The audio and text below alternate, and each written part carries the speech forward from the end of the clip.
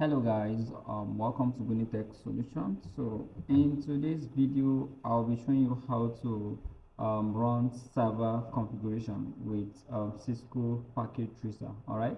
So without wasting time, we need to get started, right? As usual. Okay. So as you can see, this is Cisco, Packet Tracer interface. Okay. Cisco Packet Tracer is just a simulating software that you can use to design or set up your network and test these devices before you actually implement them in real life. Okay, so without wasting time, as you can see, this is the interface of Cisco Packet Tracer. So our goal here is to configure servers. We're going to be configuring web server and of course DNS server. So okay, we need to come to the end devices here where we have network devices. We click on network devices. So I'm going to be picking a router. So I'll pick the 2811 Cisco router, as you can see. Then let's get a switch. So we're going to pick a Cisco 24 port switch.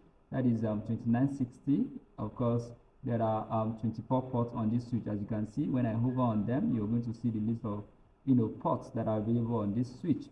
All right. So I have taken one switch. I need to bring in a PC, that is a computer system. So I'm going to add up this PC here. Then we need to bring up two servers. All right, so I'll pick the first server for the web server, then the second server for DNS. All right, so just like the name implies, I'm going to turn this, I'm going to rename this to let's see, route. Okay, I'm going to add, let's say, main underscore router, right? Okay, so here we can call this guy core underscore switch or main switch. Okay, so while this guy is going to be our web server, so we're going to have web server, web underscore server. So this is the web server, while this one is going to be the DNS, of course, server. All right, so this is going to be our PC1, PC underscore 1. Okay, so I need to run connection. So to create connection on these devices, we just need to come to connections. Then we're going to go with the automatic, right? We're going to connect this automatically. So I'll connect from the router to the switch. Then of course from the server, sorry, the switch to web server. Then create another connection from the switch to the DNS server, and of course we'll be connecting our computer to the main switch. Okay, so you can see this is just a very simple setup. So what is left is we need to pick up an IP address, a network that we're going to be using. In this case, I've already concluded on the class of IP I'm going to use in this demo. So I'm going to place a note on them. So I'll be using 192.168.10.0 network, right?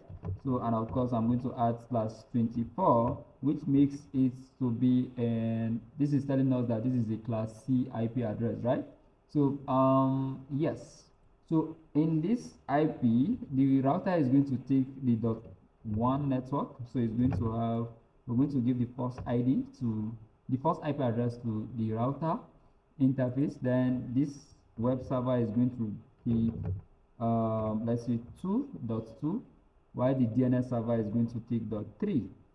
So I'm going to change this to from 0 to 3, while the PC here, this PC here is going to take .4. So I'm going to have .4. All right, so let me drop this. So as you can see, this is very easy. Let me increase this. So for this interface, we're going to assign .1. The main IP is 192.168.10.10.0. So let me zoom this in so that you'll be able to see clearly. All right, so now as you can see, this is an IP address for the server, web server, while this one is for the DNS server. All right, so Now what we need to do is the IP address have been arranged, as you can see. Now we need to assign these IP addresses to the interfaces. All right, so I'll start with the router. So I need to hover on this cable to know the interface. As you can see, the interface is fast Ethernet 0/0, right, while this one is fast Ethernet 0/1. So I need to go to the router and enable this and assign this IP address to this interface on this router. To do that, I need to click on click on the router. Then I'll go to CLI. CLI stands for command line interface. Of course, when you come to CLI for the first time, the system is going to ask you if you want to maintain the initial configuration that came with this router. And of course, we would want to tell the system no. That is by typing NO, then we press enter. So now this is the user mode. We're currently on the user mode. I need to type in enable to get to the privilege exec mode. Okay, the command is enable. As you can see, we are currently on the privilege exec mode, that is privilege executable mode. So I need to type in config T to get to the global configuration mode. All right, so as you can see, after typing config T, I'm currently on the global configuration mode. So it is on this mode that I'll be able to assign IP address to any interface on this router. I can be able to change the router's name, and also do a lot of configuration on this router. All right, so first thing first, what I'll do on this router is I want to change the router's name. As you can see, the default name that came with it is router. All right, so and what I've assigned here is main router. So I need this name to reflect on this device. So all I need to do is I'll type in host name, then I'll need to type the name of the device. All right, so I'm going to give it main underscore router. Okay, that is the name that I want to assign to this router. As you can see, the name has changed. We're currently having main underscore router. So now we need to enter that particular interface where we want to assign that IP. All right, so in this case, I need to enter that interface. I'll just type in int fa0/0. All right, that is the interface we want to assign that IP. Okay, so I need to type in the command IP address. All right, then I need to assign the IP 192.168.10.1. all right, so we need to follow it up with 255.255.255.0. that is the default subnet mask for the class C IP. All right, so I need to just hit enter, then I need to type no shutdown. All right, no shutdown is just to turn the interface up. By default, all interfaces on the router are down. All right, so by typing this command no shutdown, it will bring up the interface. All right, so if I press enter now, you notice that the router is gradually changing from red to green. Okay, on the switch, on the router interface, it has changed to green. Now at the bottom here on the switch, you can see it's changing from red to orange, then from orange it will finally turn to green. All right, so that is how to assign an IP to an interface. So all I need to do is to type exit to move out of that interface. All right, okay, so I'm still on the global configuration mode. As you can see, it's very easy to implement. All right, so now to save our configuration, there are other configurations that we can do on this router, but you can check my previous videos. You're going to see how we run a lot of configuration on the router.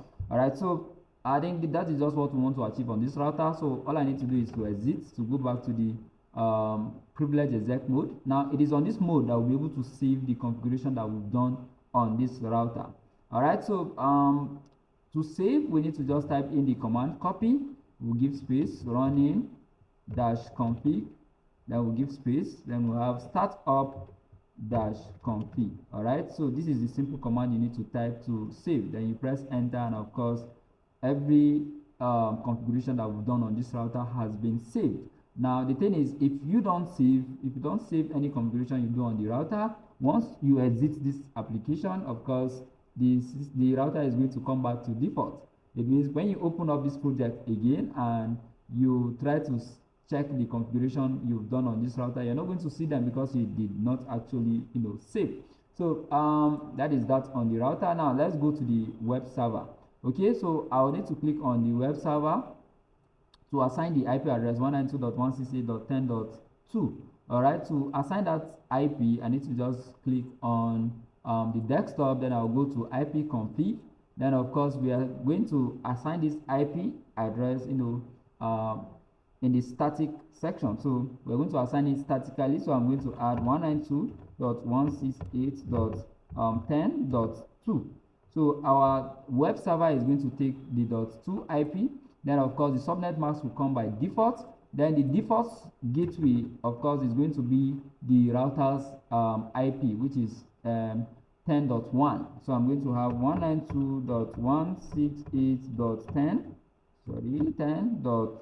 Of course 1. Then the DNS server, the DNS server's IP, of course, we assign 3 to DNS server, though we've not actually implemented this on the DNS server, but of course we are going to assign this IP address to it. So I'll go back to that DNS server and I'll type in the IP address 192.168.10. Of course 3.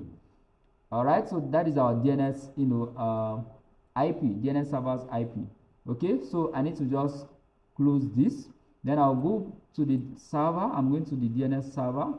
I'm going to actually implement that IP. So I need to configure that IP there. So I'll click on desktop. Then from desktop, I'll move to IP configuration. Then of course, I need to type in the IP 192.168.10. Of course 3. Okay, as you can see, it's 3. That is the IP address of this DNS server. Then the subnet mask, of course, will come by default. Here we need to impute the default gateway 192.168.10.1. Of course, that is the router's IP that we can see here. Then the DNS server, of course, is the same device. So we're going to have 192.168.10. Of course 3. So this is how easy it is to add up the IP addresses to the devices. Now we have a PC here and the IP address here is .10.4. So we need to actually implement that. We need to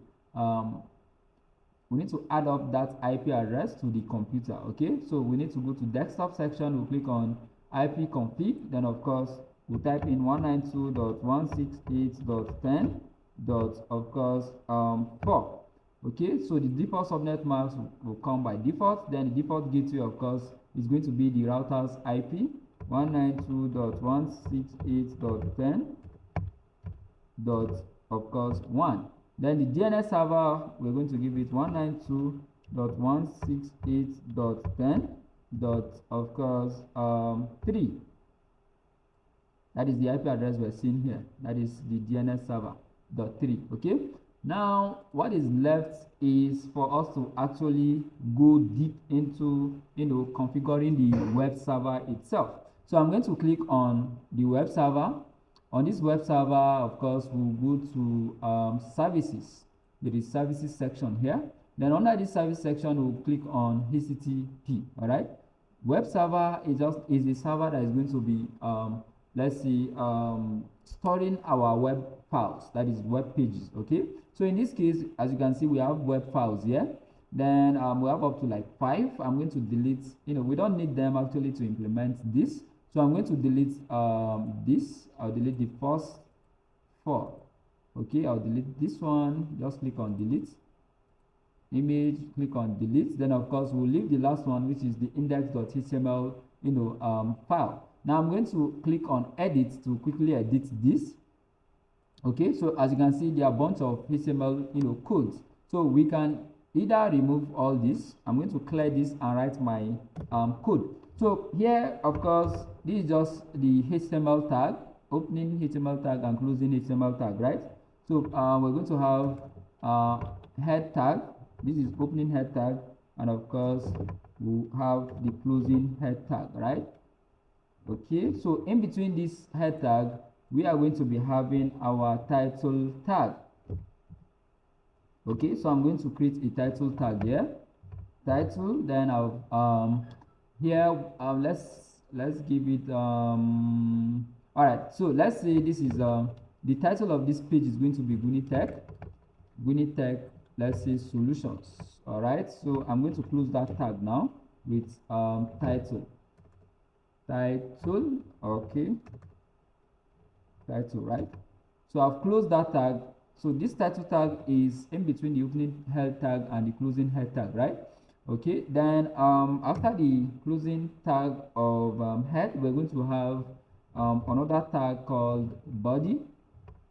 So everything that the user is going to see on his web page is in between the opening body tag and the closing body tag. All right, so body. All right, we have opening body and closing body. So in this opening body and closing body, we're going to have series of what tags. All right, so the first tag we're going to be having here is the H1 tag. That is what will hold the title of, sorry, the heading of our website. So there are we have heading 1 to heading 6. So heading 1 is like the largest, then heading 2 follows, while heading 6 is H1 is the the smallest among them. So and I'm going to close this tag like this. So here I just need to type something like welcome to Uni Tech Solutions. All right, this is just the heading of my of this particular page. That is, when user tries to access this web server, this is the heading they are going to get. All right, so under this I'm going to just come down and let's see, let's add another tag here. So I'm going to add the paragraph tag, that is P. Paragraph tag is the P, and I'll close this tag with P. Sorry, so P. Then in between the opening tag and closing tag, I'm going to type a paragraph. I'm going to have one paragraph here. So I'm going to have something like, hello, welcome to Unitech Solutions. Okay, we can have something like Unitech is a web design agency here in the city of Kano that delivers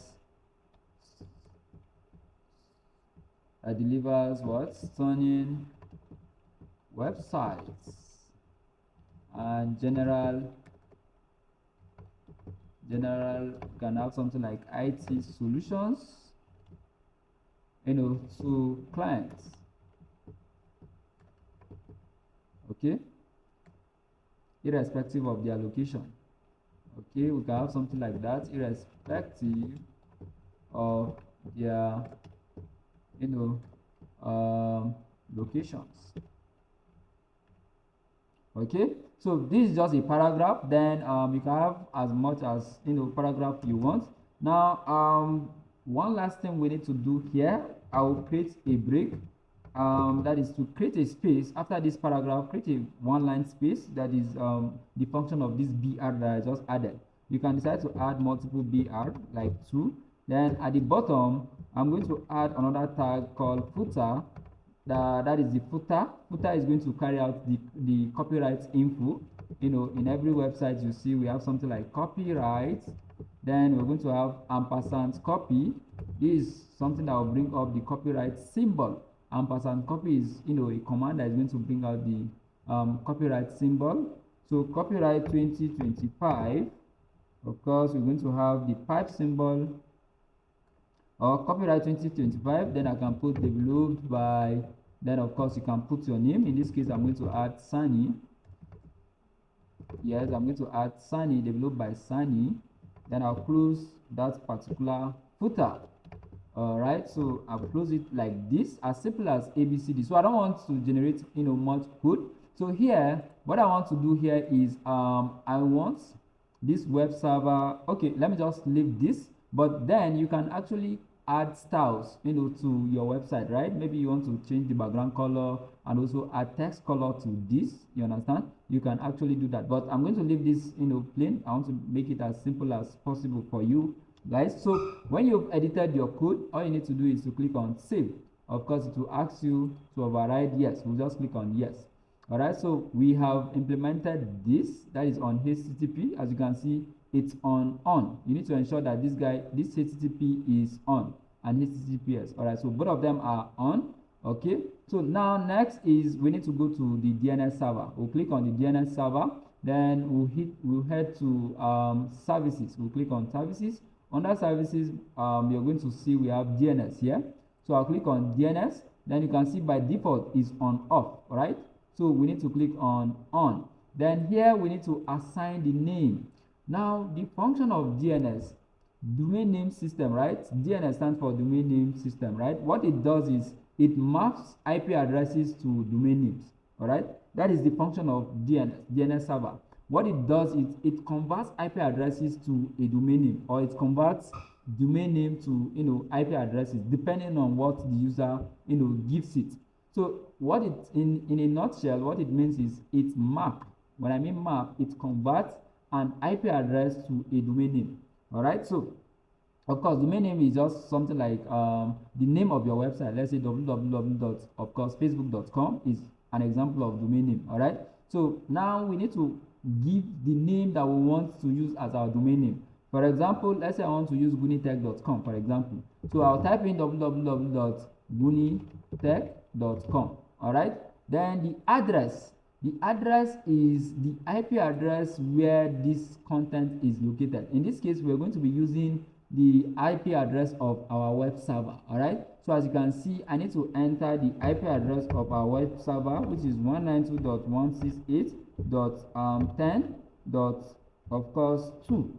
Okay, that is, as you can see, this is the IP address of the web server. I'm currently on the DNS server, so I need to enter. This is the name that I want to use as my domain name. Then of course the IP address that I want to point this domain name to is 192.168.10.2. then all I need to do is to click on add. Then of course you're going to see it here. All right, so as simple as that. Now let's test our connection. Let's test our configuration. So I'm going to be using this system to ping the web server. All right, so I'll click on this PC. You can see I'm currently on PC1. The IP address of this web server is 192.168.10.2. so I need to go to command prompt first. So let me ping it to see if it is reachable. So to ping that device, I'm going to type in ping, then I'll have space 192.168.10. of course 2. Then if I press enter now, as you can see, we are getting a reply from that device. That means our connection and our configuration is good to go. Now next is, since we can reach this, all I need to do is I want to see if I can access the website content that we have on this server. Now to do that, I'll close this command prompt and I'll go to, of course, web browser. You can see we have HTTP web browser, right? So I'll click on the web browser. Then under URL, of course, on a normal computer, when you go to your browser, you just need to go to URL and type in the URL of the website you want to search for, right?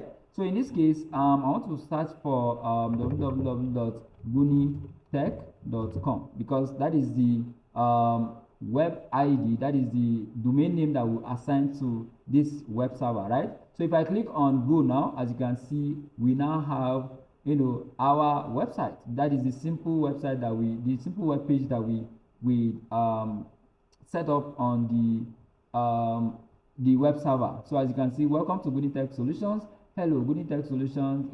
Gunitech Solution is a web design, whatever. So as you can see, this is the details that we set up on the system. So as you can see, this is how easy it is to configure a web server and the DNS server.